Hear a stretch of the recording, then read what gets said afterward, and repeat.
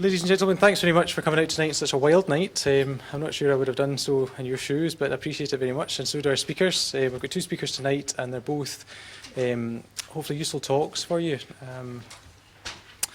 Martin Dunbar is a clinical psychologist who heads up the pain management programme, which is a concept you probably heard bandied about in a lot of the correspondence from the Pain Clinics, but it's maybe something, given your presence here tonight, that you're keen to know more about, and it's something that we refer to internally through the pain services, both north and south, very often. So I hope tonight, with the objectives that Martin has laid out, will give you kind of good insight into what it is as an entity and what it can offer for some of your patients. Linda Sparks, again, works with Martin at the PMP. She's one of the specialist physiotherapists, and she's also been seconded to do some work nationally with Health Improvement Scotland, and will be trying to establish better pain services nationally. And she's going to take questions with Martin at the end of both talks. So if I could ask you just to keep your questions till the end, and we'll get both speakers back out. But first up is Martin, and then Linda will come in with some more data, and then Martin will finish up at the end. All right, thank you very much. Oh, good evening. I'm impressed with your dedication coming out on this night. I know John said he wouldn't himself, but then he's heard me speak before and you haven't. So I'm here to give you an overview and the theoretical background for the pain management program. I'll talk a bit about the psychological content, but Linda's going to talk a lot more about the content than I. And then I'm going to finish up at the end talking about our outcome data, the effects that we show when people go through the program. I'll crack back on.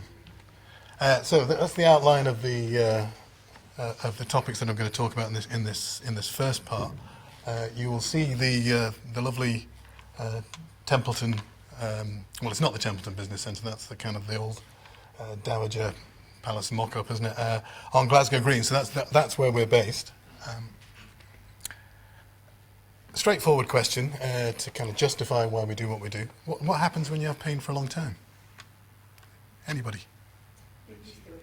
You get used to it. A lot of ours don't seem to get used to it. What did you say? You get depressed, yeah. You get miserable. You lose your job. You often don't go out very much.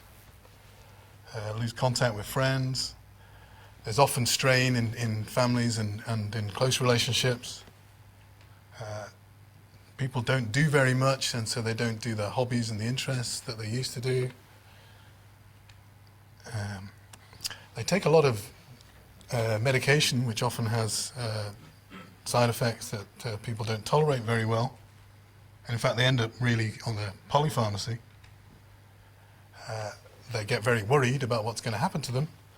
And as somebody said, they get depressed and anxious, and probably about half of chronic pain patients suffer some kind of emotional problem. To sum it up, they get desperate. And I'm guessing a lot of you GPs see a lot of desperate patients banging on your door saying, I've had this for 10 years, I'm taking the drugs, it's no better, doctor, what are you going to do? And they keep coming back and coming back. And there really is only a limited range of medical options. So the question is this always a natural consequence? Does it happen to everybody? Somebody mentioned that you get used to it. I'm sure there are some people out there who do get used to it and don't bother you. But there's an awful lot of them who don't, who seem to suffer a lot. We do know that it's not the degree of physical pathology. It's not the joint degradation. It's not the bulging discs. It's not the number of nerves that have been cut. Because they're not great predictors of pain and disability. And at the same time, we do know there's lots of psychosocial factors that are strong predictors. And very much so at the early stages of, say, back pain, it's whether you're depressed, fearful, immobile, all of those things that predict whether you go on to have a chronic course. Well, why is that? And of course, you'll all be familiar with this kind of rather terse diagram that pops up from time to time, the biopsychosocial model. It's at the heart of probably what we do. That figure doesn't tell you a lot, though, and I'm hoping to kind of elaborate the content of the biopsychosocial model for you tonight. So to put some meat on the bones, There's a lot of people who have pain who think that this means that they're damaging themselves, they're making themselves worse. They think that you shouldn't do things when you suffer from pain. And of course they get very anxious then, and they restrict their activities and they become depressed. They change their behavior. They either avoid things, avoid situations, avoid activities that produce pain. That's a sizable number of them, probably many that you're familiar with. There's also a significant minority who will say, I'm not going to let this beat me, or they're worried about what other people would think if they were to see them not fulfilling their social roles. And they persist even in the face of pain. And then, as a consequence of that, you get physiological changes. You get changes in the body, in the muscles and the joints. You get deconditioning, and you also get changes in the pain system as well, which I'll talk about a bit more. So I'm going to add a bit of detail to that, and talk about some of the helpful models. You'll all have heard of the gate control theory of pain. We all know that that's the basis of TENS machine and why you rub your shin when you crack it on something. But the part that I'm interested in here that's useful for us is the descending inhibitory pathways from the brain, which kind of dampen down the pain experience. And of course, things that are coming from the brain can be influenced by all kinds of things, like your emotions, your previous experiences with pain, cultural factors. We know, should I be experiencing pain like this? Should I have pain after an accident like that? Your expectations about what the consequences are, and generally all of that cognitive stuff, your kind of beliefs and your knowledge of pain, your understanding of it, all of that influences directly the inhibitory pathways. So you can see how monkeying about with those things, the cognitive stuff, the emotional stuff, might be helpful. To be honest, though, the gate control theory didn't lead to a lot of clinical applications. A more useful model that has become very popular in the last 20 years or so is the fear avoidance model by Johan Vlijen. This might tie in with some of your experiences with these patients. So normally, when somebody has an injury, they get pain. Most people aren't that fearful of the consequences of that. They might be a little bit worried, but they know it's sensible to carry on doing things. They confront the pain, and normally they make a recovery. There are some people, though, who, when they have pain, they see it as a catastrophic event. They imagine all kinds of terrible things are going to be happening. They're injuring themselves. They might think that they shouldn't be having these experiences. They might be worried that it's a sign of something much more sinister. And so they develop pain-related fear. This goes on to cause them to avoid things that provoke pain and therefore provoke the fear, because it's then become doubly aversive. They're hypervigilant for any signs that things might be harming them. And so they're doing less and less. They get this disuse syndrome. They get weaker. They become increasingly disabled and reliant on other people, and they become depressed. And because of what I've just said about the influence of all that cognitive and emotional stuff on pain processing, that feeds into their pain experience, because they're weaker. Then when they do move, they have more pain as a consequence, and then you can see this nasty cycle going round and round. And there's been some interesting studies looking at what happens when you try and move people from the avoidance side to the confrontation side, and that seems to help people a lot. So there's that model. The other model that we find useful is the Windup model. You'll have heard of central and peripheral sensitization. So we know that when you have pain, and you have pain repeatedly, in the long term it leads to more pain. And it does this in all kinds of fancy, sophisticated ways that, as a mere psychologist, I haven't got the faintest idea about. But it's all kind of ion channels and changes in proteins and recruitment of non-nociceptive nerves and changes in the parts of the brain that are dedicated to processing pain signals.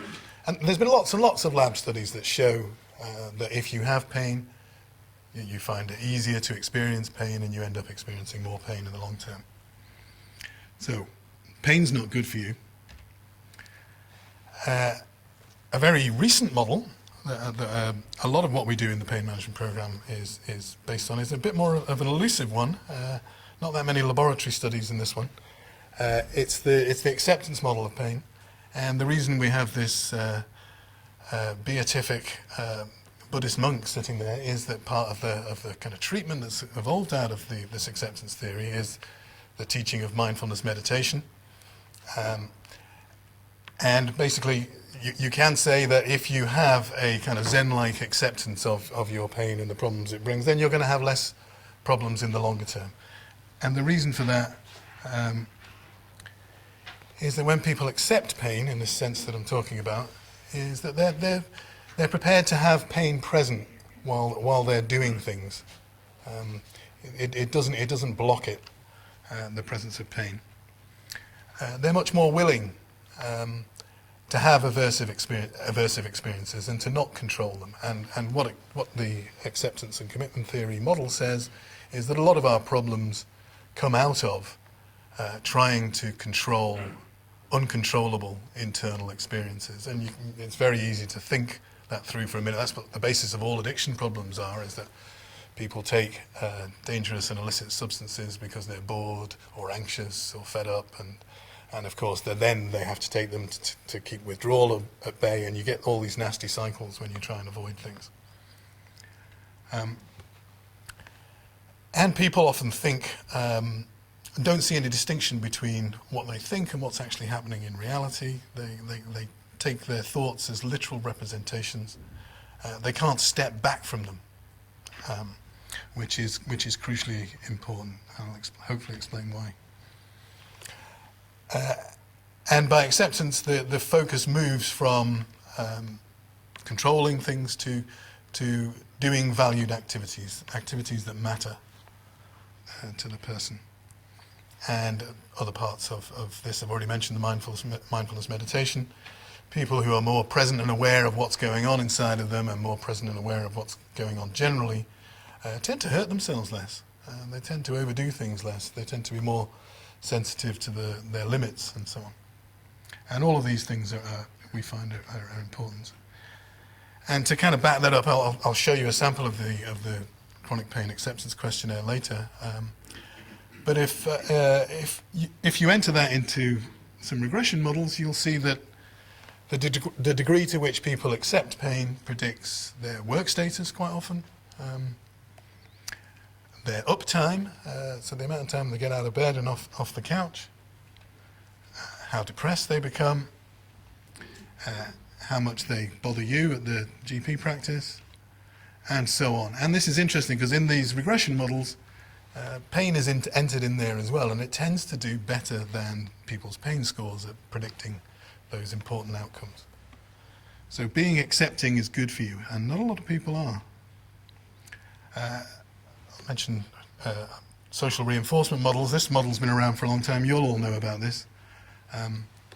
We know that it's very easy for us to set up reinforcement contingencies for patients. And in fact, there are lots of natural reinforcement contingencies that are unhelpful in pain. Avoidance of activity usually has the consequence of reducing pain, so that is reinforcing. Taking medication is reinforcing. But we can reinforce patients with throwaway marks and comments. We can reinforce inactivity, anxiety in people, cautious movement, and so on.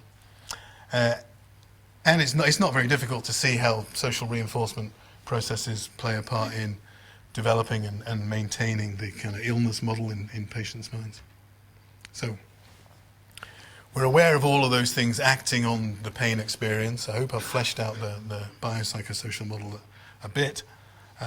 If you're looking for references to those scientists, I didn't produce a reference list, but I was thinking about this on the way over.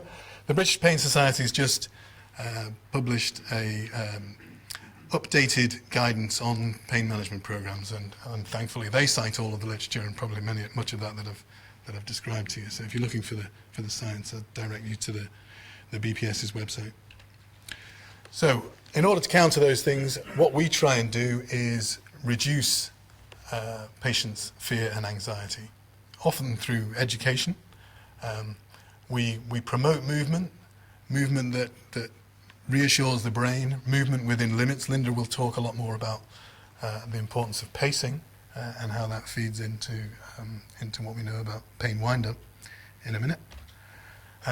One of the key things we do is we try and disrupt the overactivity rest cycle that patients often get themselves involved in, where they, if they're having a good day, they'll batter on and do things, try and catch up.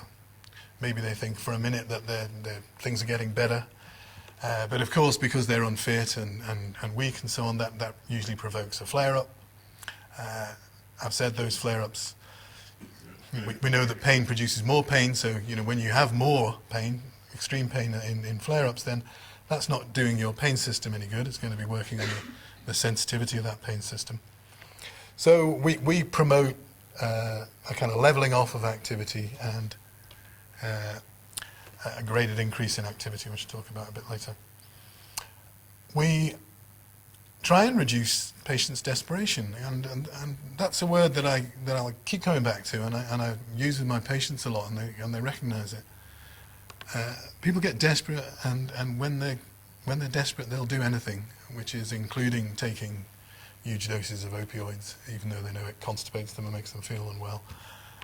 They'll turn up at A&E demanding injections of various things. So we promote acceptance, and I'll talk in a minute how we do that. But the other kind of major focus of the program is encouraging people to engage in a graded increase in valued activities, things that matter to them, and reduce their avoidance of activities. These things are hopefully self-perpetuating, but they're usually the first experiences that patients have had in years of being able to achieve something that because they have a history of letting things go, of giving up on things. And the graded is crucial, because if you can't just tell people no pain, no gain, go out and drop down and give me 20, because that'll produce a flare-up incredibly reliably, and then they'll have to rest for days, and then they won't get anything done. And so it has to be graded.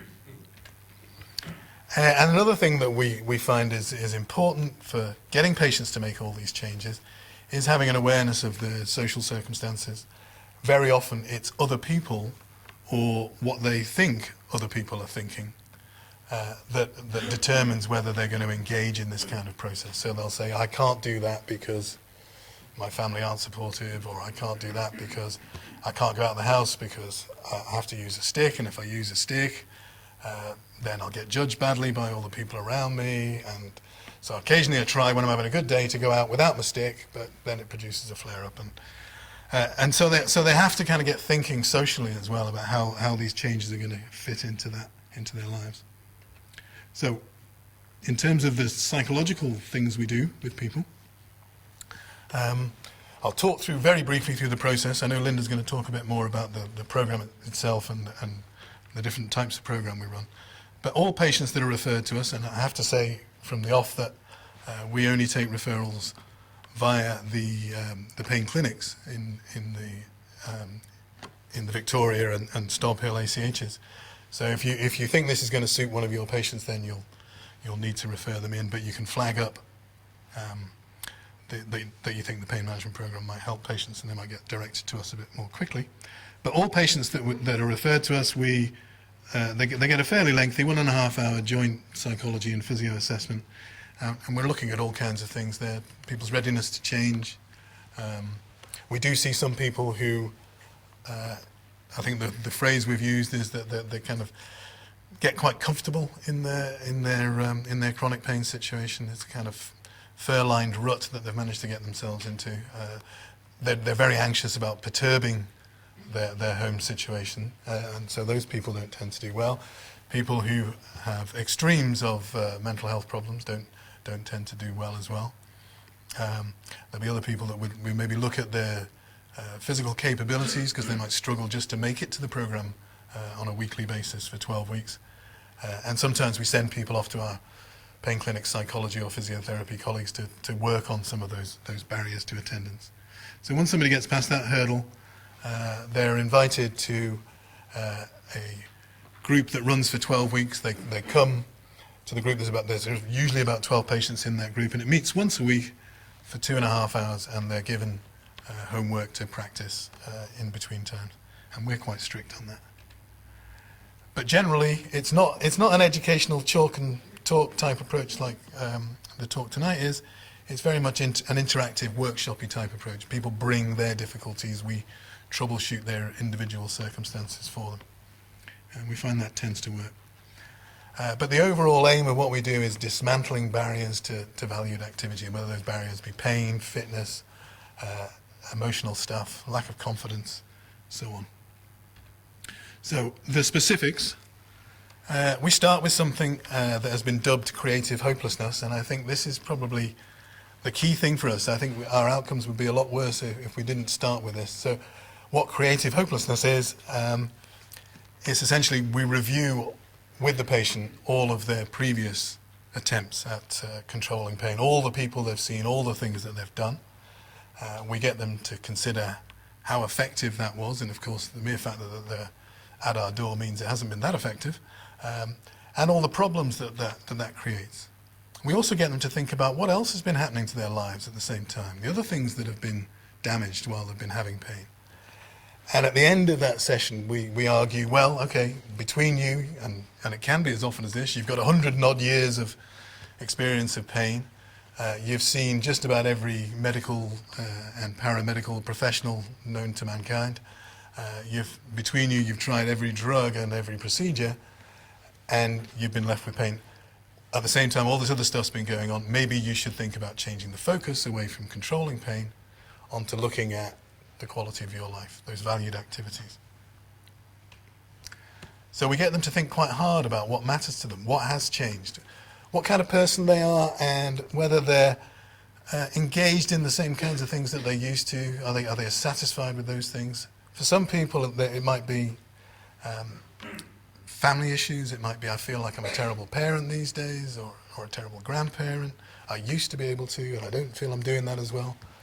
For others, it might be, I used to be somebody who's proud of my appearance, or I used to be somebody who was really curious about things and was always studying, and I don't do that anymore. So we get them to think about what has changed, what they're missing, what is important, and then we help them to set some goals around that, and we're quite good with the goal setting. We get them to kind of break down the problems that there are to achieving those goals. The other aspects of the psychological components are we teach a number of techniques for helping people deal with their thoughts. We do teach straightforward CBT thought challenging because we find that helps to loosen the holds that thoughts might have on some people. But we also emphasize that just because you're having this thought doesn't mean it's true, doesn't mean you have to engage with it, and it's the engagement with it that is often the problem. And we encourage them to kind of do things in the presence of and accept these aversive sensations that bob up and down in all of us all the time, and if you engage with them, you often make them worse, and if you just let them be, they usually peter out on their own. And patients will often give you accounts of doing that. I had somebody today actually who was she's a single parent with 3 kids, and she works unusually for a chronic pain patient, but when she gets home she has to do everything around the house, and she's got no time for herself, and her kids are in their teen years, and so she has decided, I need some me time, and so she's stopped doing housework for the past 10 days.